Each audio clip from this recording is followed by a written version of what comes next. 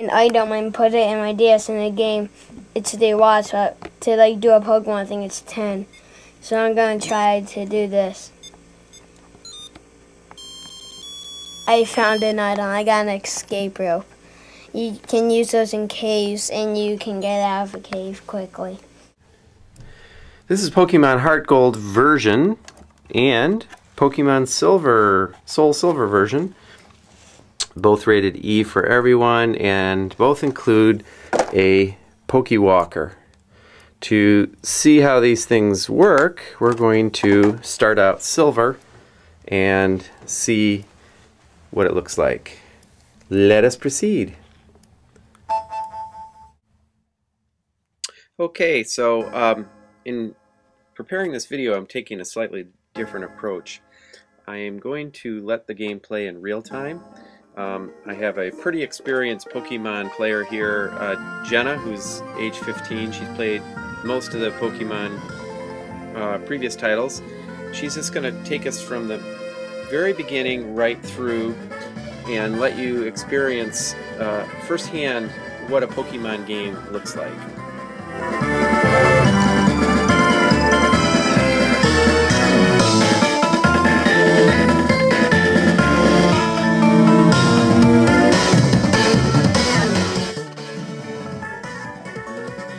It's important to keep in mind that the introduction can be clicked through at any point. If you want to just get started with your Pokemon game for the first time, you just can tap the screen and jump through.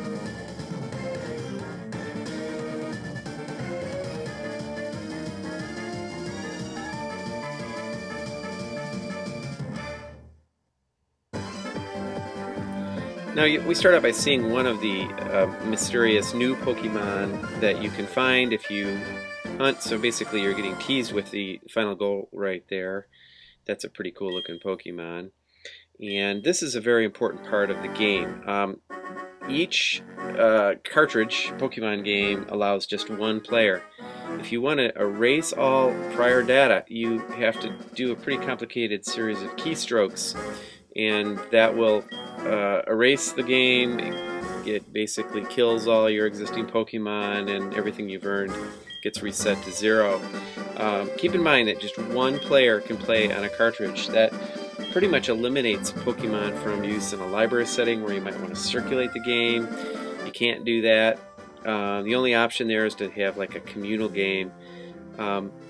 Obviously, there's a bit of marketing strategy to this. Nintendo enjoys selling multiple game copies to multiple players. I've seen families have a lot of trouble when one player erases an older brother or younger brother's or sister's game. That's like World War III. And Nintendo pretty much primes the pump for that. So the only way around that, of course, is $40. So anyway, here's Professor Oak. He's giving us an introduction. He, at this point, asks you, are you a boy or a girl? And Jenna's choosing a girl here. And then you get to put in your own name. Besides your own name, you get to customize the game in that you can choose to name your Pokemon. And you can also give your Pokemon nicknames. So all these are little techniques that are very effectively used in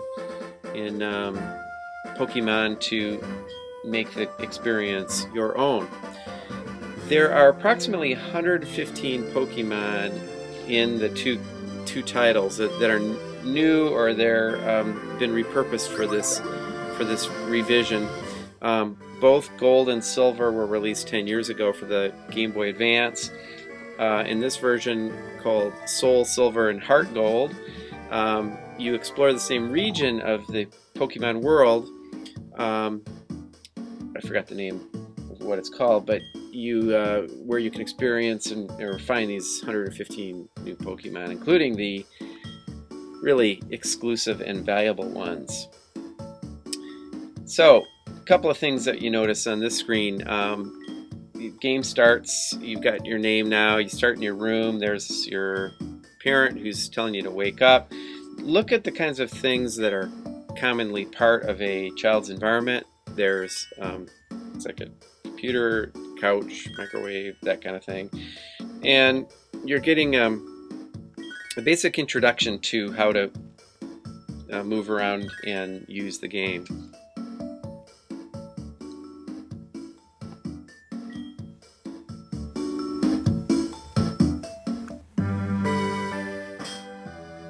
The other thing I'd like you to notice is the extent to the reading. All of the text that you're exposed to in this experience, it makes Pokemon a very good game. You also get a pet here, which is one of the tests says is new to this version. I'm not sure if that's true, but the pet follows you around. The other thing that you're not seeing here is that using the shoulder bar controls on the DS, you can speed up your pace. So all in all, these newer Pokemon titles give you a bit more control over the speed, enhancing your overall feelings of control in this experience. Let's see, what are we doing here? We're learning a little bit more about what the next goal is. You notice that if you go to the wrong character, you can go up to anyone in the game and have a little dialogue, but they will tell you where you need to go. So the overall experience here is, if you can read and use the direction keys, you can succeed with Pokemon. And you know, if you're Jenna here's walking us through here, she's going to the wrong person, and this character says that, oh, you want to go back to the back of the room, that's where the professor is. I believe what we're doing here is we're getting set up with our Pokemon. I'll tell you a little bit about Pokemon. Pokemon are based on a card game from the Pokemon Company, all designed and created in Japan. The card game really is the soul of the game. There are 493 Pokemon. Pokemon is sort of a slang term for pocket monster, and the idea are that these like foot tall, imagine this, that there's like 12 to 15 inch critters hiding in the grass, and they each have distinct characteristics. These animators have made up different names and characteristics. There's some that live in water, some on land, and so on. All sort of inspired from organic kinds of natural themes, and all having differing powers. Now your job is to collect them and match attributes. You fight them against one another, and you see if you can get more control and more power. So lots of themes of helping weak things grow stronger, collecting, gaining points, and a lot of trading. These are the key strengths of the Pokemon franchise, and it's one of the reasons why they have their own storefront on Rockefeller Center in Manhattan. These are eggs, and we're randomly getting a selection, I think, or no, it looks like you can, there's a fire type of Pokemon. There's like 5 attributes for each Pokemon that are represented by a bar graph. Interestingly, not unlike like an EA Sports title for baseball players. They have different speed, strength, stamina, that kind of thing. And here you see Jenna is naming her Pokemon or giving it a nickname, and so on. Kids have grown very attached to their Pokemon that they have collected.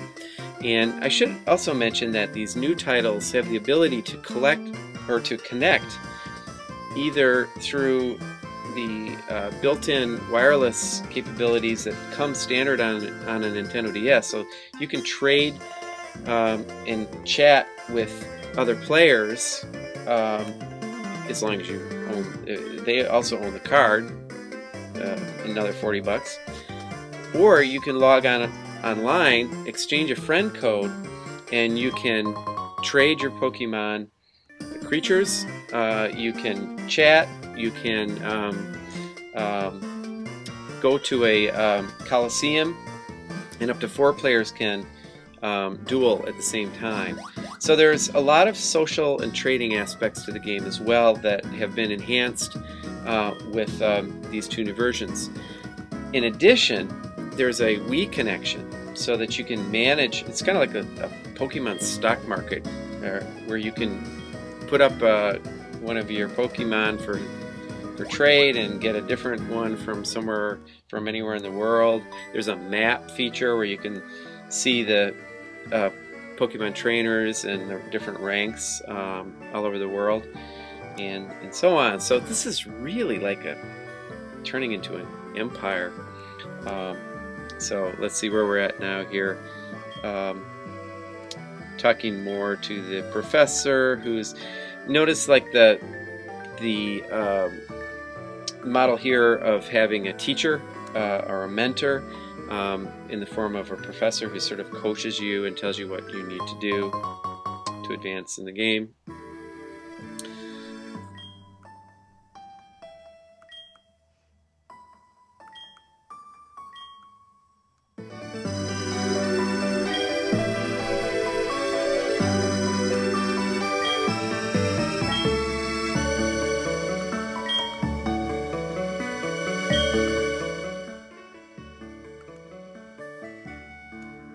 So now we're in the final stages, getting ready to venture out into the wilderness and meet some wild Pokemon. I'm getting some advice, a little bit more advice from the professor and so on. A couple things to note about the sound. This is the kind of game that you could play in a classroom and have the sound turned down and it would still work. The basic minimum needs of this game are very small. The use of the sound, besides the music, which is really just frosting, there are some audio cues that are correlated to each button press that give the game a very crisp, responsive feel. And I believe that that is another feature that should not go unnoticed as to why you feel so much in control of this experience. A lot of this music, though, is the kind of music that could clearly drive a parent out of the room, which I don't know if that's intentional or not. Now we're in the woods, and anyone who's played Pokemon before knows that if you want to get in a tangle with a foot-tall little pocket monster, 13.5 pounds of rage, you wander into the grass, and I'm starting to think there might be a fight coming up anytime soon, and that really is this trading-based battle mode is a large part of the gameplay of what Pokemon is about. So that's coming up. Jenna's just doing some checking here. Notice the pocketbook. That again, I think the boys get a backpack, a graphic that some of our girl testers were not very fond of. They commented about that. Kids get really touchy about how gender and ethnic things are represented in games. They know when someone's trying to pander to them. Alright, so notice the clock here. This is a time-sensitive game. It's 14:29 on Saturday. It's daylight, so it's real daylight outside. Also, some parts of the game are closed based on the day that it is. You might come back to a house on another day and find that you can get into something. I'm wondering when we're going to have our Pokemon fight. Yep, it looks like she's going to go into this little patch of grass here, and where you'll always meet a foe. Okay, so here's a fight starting. Notice the battle music is starting, and we've got a Pidgey versus a Quail. And then one of the commands is tackle, and the Pidgey used tackle back, There's a little thermometer that reads out the strength, and your goal is to get your foe all the way down until they faint. Once they faint, you get their points. And there you go. The Pidgey has fainted. This actual battle took about 6 minutes, and I cut it down because of the time. So now I believe that we have earned the right to go through this bridge and go to another stage of the game. That is what Pokemon is about, is developing and advancing and growing and so on. And so now let's have a look at and see how the Pokewalker works. This has been a sort of a lengthy view of what Pokemon is about, but it hopefully will give you, if you stayed with this long, it'll give you a sense of what the game's about. Any of you seasoned Pokemon players out there who'd like to comment on points that I've left out or omitted, please feel free to add to this.